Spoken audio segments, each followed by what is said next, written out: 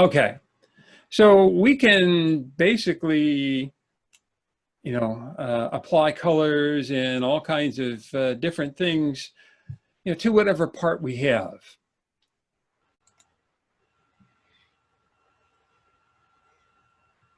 And let's take a,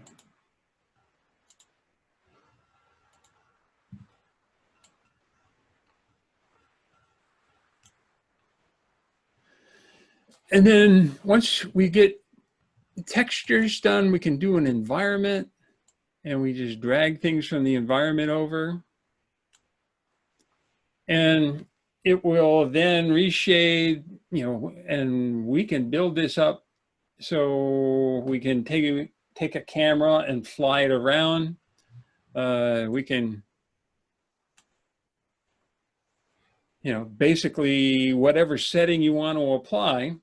And when you're all done, you'll see that, oh, well, these are really photorealistic by the time we get all done.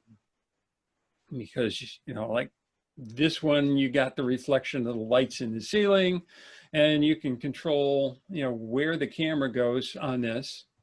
And so, as you play with this, you can say, oh, well, this is, where we are, and we can move our cameras around.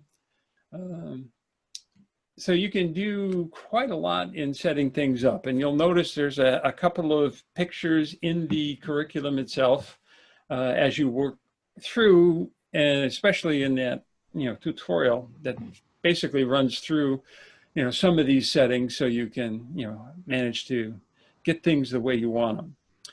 There's also a tutorial in here in the curriculum in the lesson on the shower caddy rendering that basically has a long tutorial on how to use this. So if you've got an advanced student who wants to really dig in and cut their teeth, they could spend several weeks going through and doctoring things up.